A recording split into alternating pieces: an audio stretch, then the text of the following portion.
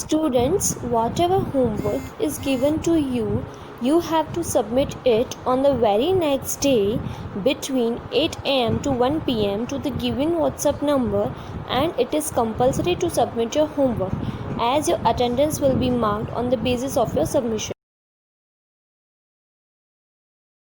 નમસ્કાર વિદ્યાર્થી મિત્રો, આજે આપણે પાઠ 6 સામગ્રી તો સમાજની છે ને એ પાઠ ભણીશું. આ પાઠના લેખકનું નામ છે વિકાસ શર્મા. વિકાસ શર્મા ઉદ્યોગ સાથે સંકળાયેલા છે. તેઓ અવારનવાર પોતાના અનુભવો વર્ણવતા હોય છે અને એમાં ખાસ કરીને એમણે અંગ્રેજી સામાયિકમાં આ અનુભવો વર્ણવેલા છે. એમાંથી એક અનુભવ આ પાઠમાં લેવામાં આવ્યો છે. આ અનુભવ એવો છે કે જે બધાની આંખો ઉઘાડી દે એવો છે. મોટે ભાગે આપણે જોયું હશે કે કોઈપણ વસ્તુ જ્યારે આપણે ખરીદીએ છીએ ત્યારે એવું માનીએ છીએ કે વસ્તુના પૈસા મેં આપ્યા છે માટે આ વસ્તુ મારી છે, આના ઉપર મારો અધિકાર છે, પછી એનો જેવો ઉપયોગ કરો એવું કરું, એ ખાવું પીવું, બગાડું, ફેંકી દઉં કે મૂકી રાખું. જ્યારે કોઈ તમને એ બાબતે રોકે છે ત્યારે તમે કહેતા હોય છો, ભાઈ આ તો મેં પૈસા ખર્ચા છે, વસ્તુ મારી છે, હું મને મન ફાવે એમ કરીશ, બરાબર? પણ આ વસ્તુ યોગ્ય નથી. તો એ વાત બતાવવા માટે આ એક સરસ મજાની આંખ ઉઘાડે એવી ઘટના આની અંદર છે. એમાં એવું હતું કે લેખક અને એમના મિત્ર ધંધા માટે જર્મની ગયેલા, બરાબર? અને જર્મની ટેકનોલોજીની દ્રષ્ટિએ બહુ જ આગળ પડતો દેશ છે, બધાને આપણને ખબર જ છે. નાનામાં નાના નગરોમાં તમે જાઓ તો પણ ત્યાં ઉચ્ચ ટેકનોલોજીવાળી ચીજવસ્તુઓ બનાવતા જોવા મળે છે. આથી આપણને એમ થાય કે આવા દેશના લોકો તો ઘણું મોજ શોખવાળું જીવન જીવતા છે. આપણી માન્યતા કેવી કે જે લોકો વધારે કમાતા હોય, જેની પાસે વધારે પૈસા હોય, એ વૈભવ વિલાસીવાળું જીવન જીવતા હોય એવી આપણી માન્યતા છે. કમસે કમ મારા મનમાં તો લેખકે જ આવો જ ખ્યાલ હતો. પરંતુ હમણાં જ મારે એમ કે જર્મની જવાનું થયું તો મેં નજર જે જોયું તે અને કેટલાક એમના પોતાના જાત અનુભવ થયા એ છાપ મૂકી ગયા એ બતાવવાનું મન થાય છે. હવે લેખક એમ કહે છે કે હું હેમ્બર્ગ પહોંચ્યો. ક્યાં પહોંચ્યો? હેમ્બર્ગ પહોંચ્યો. ત્યારે હેમ્બર્ગમાં કામ કરતા મારા મિત્રોએ મારા માટે એક પાર્ટી ત્યાંની કોઈક રેસ્ટોરાંમાં ગોઠવી હતી. એટલે તમને બધાને ખબર છે કે આપણે રેસ્ટોરાંમાં જઈએ એટલે ખુશ રેસ્ટોરન્ટ નામ આવતા જ મોઢામાં પાણી આવે, બરાબર? પછી ત્યાં જઈને આપણે શું કરીએ છીએ તો કે આપણે જતા વેત પહેલાં તો વેલકમ ડ્રિંક મંગાવીશું, પછી થોડો નાસ્તો લાઇટ મંગાવીશું, બરાબર? અને પછી 4-5 વેરાયટી મંગાવી લઈશું કે ભાઈ આ તે 2-4 જે બી ગમતી હોય આખું ટેબલ ભરી દઈએ, બરાબર? હવે અહીંયા લેખકનો પોતાનો અનુભવ કેવો છે એ જોઈએ. તો કે છે આ રેસ્ટોરન્ટમાં જે પાર્ટી ગોઠવી હતી ત્યાં અમે પ્રવેશ્યા ત્યારે જો કે ઘણા બધા ટેબલો ખાલી હતા. શું હતું? ત્યાં ઘણા બધા ટેબલ ખાલી હતા. એક ટેબલ ઉપર એક યુવાન દંપતી પોતાનું ભોજન લઈ રહ્યું હતું. ટેબલ ઉપર માત્ર 2 જ ડીશ હતી. મને થોડું આશ્ચર્ય થયું, આવું સાદું ખાણું? છોકરો કંજૂસ લાગે છે.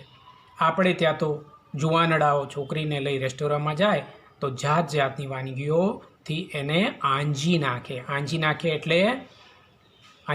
એ રૂઢિપ્રયોગ છે. આંજી નાખવું એટલે એને ચકચકિત કરી દેવું, બરાબર? એને ઇમ્પ્રેસ કરવું, ટુ ઇમ્પ્રેસ એવું એનો અર્થ થાય. બીજા એક ટેબલ ઉપર કેટલીક વૃદ્ધ સ્ત્રીઓ હતી. વેટર આવે અને એમની દરેકની ડીશમાં પોતાના વાસણમાંથી ખાવાનું પીરસી જાય. દરેક જણ બધું જ ખાઈ જાય, ડીશમાં એક દાણો છોડે નહીં. અને આપણે ત્યાં તમે જોયું હશે જમ્યા પછી ડીશ અડધી ભરેલી પડી હોય, પણ ખરેખર એવું કરાય નહીં, એવું અહીંયા આવશે. જોકે મેં એમના તરફ જાજુ ધ્યાન આપ્યું નહીં, કેમ કે અમે અમારા ખાવામાં પડ્યા હતા. અમને સારી એવી ભૂખ લાગેલી હતી એટલે મારા સ્થાનિક મિત્રોએ ઘણું બધું ખાવાનું મંગાવેલું. રેસ્ટોરન્ટમાં ગીર્દી નહીં. ગીર્દી એટલે ભીડ. ગીર્દીનો મતલબ થાય ભીડ. ગીર્દી નહીં હોવાથી ખાણું ઝટ આવ્યું અને અમારે બીજા પણ ઘણા કામ હોવાથી અમે ખાણું જલ્દી પતાવ્યું. ખાઈને અમે ઉઠ્યા ત્યારે લગભગ નહીં તોય અમે મંગાવેલા ભોજનમાંથી 3 ભાગનું ભોજન, કેટલા? જો 3 ભાગનું ભોજન એટલે કે 1/3 મીલ ભોજન અમારી ડીશમાં છંડાયેલું હતું. છંડાયેલું એટલે છોડાયેલું હતું. અમે હજી રેસ્ટોરન્ટમાંથી બહાર નીકળી રહ્યા હતા તેવામાં જ કોઈકે અમને બોલાવ્યા. અમે જોયું તો પેલી વૃદ્ધ સ્ત્રીઓ અમારા વિશે રેસ્ટોરન્ટના માલિક સાથે કંઈક વાત કરી રહી હતી. જ્યારે એમણે અમારી સાથે અંગ્રેજીમાં વાત કરવા માંડી ત્યારે અમને સમજાયું કે અમે આટલો બધો ખોરાક અમારી ડીશમાં છોડીને ઊભા થઈ ગયેલા તે તેમને ગમ્યું નહોતું. હવે આપણી રેસ્ટોરન્ટમાં આવું કરીને ઊભા થઈએ તો કોઈ આપણને બોલતું નથી, વેટર આવે બધો જે એંઠવાડ પડ્યો ભરીને જતો રહે, પણ અહીંયા આવું ચાલતું નથી. અમને થયું કે તેઓ નાહકના ખણખોદિયા છે. ખણખોદિયા એટલે બીજાની બાબતમાં માથું મારનારા.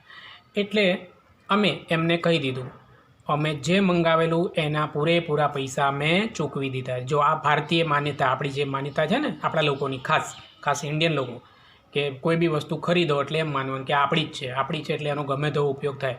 ઇવન સરકારી જે સંપત્તિ છે એને પણ આપણે આપણી સમજતા નથી, સરકારી છે એવું માનીને એનો બગાડ કરીએ છીએ, બરાબર. તો આવી માન્યતાઓ બહુ ખોટી છે કે જે અમે પૈસા ચૂકવી દીધા છે.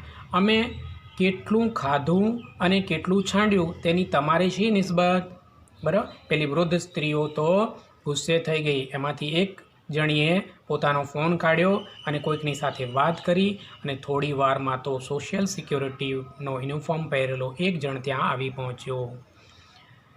જે બન્યું તે જાણીને તેણે તો અમને 50 યુરોનો દંડ કર્યો.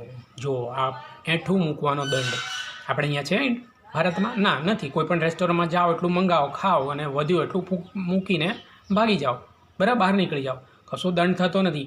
પણ ખરેખર આ અનાજના દાણાની કેટલી કિંમત છે એ ખેડૂતને ખબર. એ ખેડૂતે મહેનત કરી છે, એ પકાવવા માટે એણે કેટલી મહેનત કરી, કેટલો તાપ તડકો સહન કર્યો, એ દાણો આપણી સુધી કેવી રીતે પહોંચ્યો, એ બધું જો જોઈએ તો ખરેખર આ રીતે અનાજનો બગાડ કરાય નહીં. અને સામાન્ય વસ્તુ એક વિચારો કે માનો કે તમારી ડીશમાં 1 ચમચી જેટલા ભાત તમે છોડી દો છો એંઠવાડ તરીકે, કે ભાઈ નથી ખાવું કરીને, તો એવા એ જ હોટલની અંદર 10 ટેબલ હોય તો કેટલી ચમચી ભાત બગડે?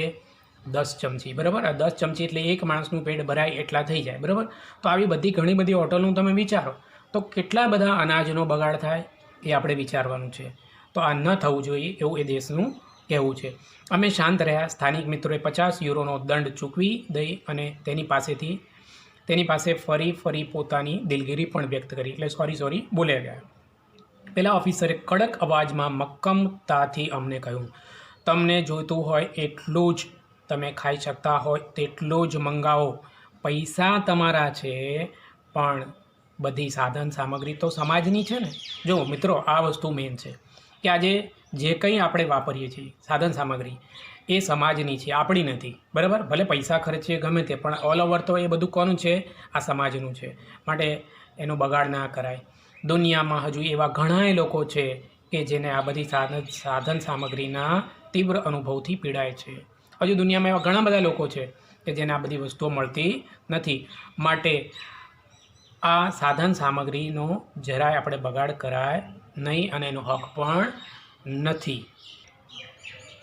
અમે છોભીલા પડી ગયા. છોભીલા એટલે શરમાઈ ગયા. અમને એમની વાત તદ્દન સાચી લાગી. આવા ધનવાન દેશના લોકોનું આવું માનસ જોઈ અમને અમારી જાત ઉપર ખરેખર શરમ ઉપજી. ખરેખર આપણે આવી બાબતોનો ગંભીરતાથી વિચાર કરવો જોઈએ. આપણે તો ધનવાન નહીં પણ એવા દેશના નાગરિક છીએ. આપણે તો આવી રીતના અભાવથી પીડાતા લોકોને નજર જોઈએ છીએ. ખબર છે ભારત દેશ કેવો છે, બરાબર. ભારતમાં મોટે ભાગે ગરીબી છે અને આપણે જોઈએ છીએ. તો આપણે ખરેખર આપણી આંખ ઉઘડી જ જવી છે, છતાં આપણી આંખ ઉઘડતી નથી. આંખ ઉઘડવી એટલે જ્ઞાન થવું, બરાબર. આ એક રૂઢિપ્રયોગ છે. ખોરાકની ચીજ વસ્તુઓનો પણ આપણે કેટલો બેફામ બગાડ કરીએ છીએ એ પણ આપણે વિચારવું જોઈએ. આ ઘટનાએ અમને બરાબર પાઠ ભણાવ્યો એટલે શીખ આપી. અમને અમારી ખોટી આદતો સુધારવાનો બોધપાઠ આપ્યો. અમને દંડ ભર્યાની જે ટિકિટ મળેલી, એટલે કે રસીદ મળેલી, એ ફોટોસ્ટેટ નકલ કરી અને અમે દરેકે એક યાદગારી સ્વરૂપે અમારી પાસે લઈ લીધી. અમે તે અમારા ઓરડાની દિવાલ ઉપર ચોંટાડીને રાખી છે, અમને કાયમ ઢંઢોળવા કે કોઈએ ક્યારેય કશાયનો બગાડ કરવો નહીં, બરાબર. એટલે આ પાઠમાં એવું કહેવા માંગે છે કે સામગ્રી જે છે એ આપણે પૈસા દઈને ખરીદતા હોય છતાં એનો બગાડ ન કરાય, કારણ કે એ બગાડ એ વસ્તુનો નથી પણ આખા સમાજ માટે નુકસાનકારક છે. એટલે ક્યારેય પણ હોટલમાં જમવા જઈએ કે ક્યાંક શુભ પ્રસંગમાં, લગ્ન પ્રસંગમાં ક્યાંય જમવા માટે જઈએ તો આપણે જેટલું જોઈતું હોય એટલું જ ખાવાનું લેવાનું ડીશમાં. જરૂર જણાય ફરી જઈને લઈ લેવાનું, પણ ભોજનનો બગાડ કરાય નહીં. એટલે સંસ્કૃતમાં કહેવાય છે અન્નમ બ્રહ્મ. અન્ન એ બ્રહ્મ છે, અન્ન એ ભગવાનનું સ્વરૂપ છે, માટે એનો બગાડ કરાય નહીં. મિત્રો, હવે આ પાઠની સમજૂતીમાં એના સમાનાર્થી શબ્દો અને શબ્દાર્થ જોઈએ તો છાપ એટલે એક વસ્તુ કે જેની બીજી વસ્તુ પર દબાવતા પડતી પ્રતિકૃતિ. નિસ્બત એટલે નાતો. ગિરદી એટલે ભીડ. પછી ખણખોદિયું એટલે ખણખોદ કરનારું, એટલે કે દોષ શોધનારું, એટલે કે આપણા ફોલ્ટ જે ફાઇન્ડ કરતું હોય એવું. પછી યુરો એટલે યુરોપના દેશોના સમૂહે અપનાવેલ એક ચલણી નાણું. બરાબર. દંડ એટલે સજા. ખાણું એટલે ભોજન. અને જટ એટલે જલ્દી. બરાબર. એ જ પ્રકારે આ પાઠની અંદર તળપદા શબ્દો પણ આવેલા છે જે પરીક્ષામાં આપણને પૂછાતા નથી પણ સમજવા જરૂરી છે. ખાણું એટલે ભોજન, જટ એટલે જલ્દી, છંડાયેલું એટલે બાકી છોડેલું, અને જણ એટલે માણસ અથવા વ્યક્તિ. બીજું, તમારે વિરોધાર્થી શબ્દો પણ પૂછાય છે પરીક્ષામાં. તો આ પાઠમાંથી શાંતિ એટલે એનો વિરોધાર્થી થશે અશાંતિ. કંજૂસનો વિરોધાર્થી થશે ઉડાઉ. ધનવાનનો વિરોધાર્થી થશે ગરીબ. ધ્યાનનો થશે બેધ્યાન. એ જ પ્રમાણે રૂઢિપ્રયોગના અર્થ આપણને પૂછાય છે. તો આ પાઠની અંદર ખાસ 3 થી 4 રૂઢિપ્રયોગો આપણે કરવાના છે. એક તો આંજી નાખવું એટલે છક કરી નાખવું અથવા તો પ્રભાવિત કરી નાખવું. આ પ્રભાવિત કરી નાખવું યાદ રાખજો. ચોભીલા પડવું એટલે શરમ અનુભવવી. બીજું, આંખ ન ઉઘડવી એટલે જાગૃત ન થવું અથવા ભાન ન થવું. અને પાઠ ભણાવવો એટલે બોધ પાઠ આપવો એવો એનો અર્થ થાય છે. મિત્રો, હવે આ પાઠનું સ્વાધ્યાય તમારે તમારી નોટબુકમાં લખી નાખવાનું. એક વખત સારી રીતે આ આખા પાઠને વાંચવાનો. જે અઘરા શબ્દો તમને ન સમજાય, કોઈ લાઈન ન સમજાય તો મારા વોટ્સએપ નંબર ઉપર મેસેજ કરજો અથવા મને કોલ કરીને પૂછી લેજો.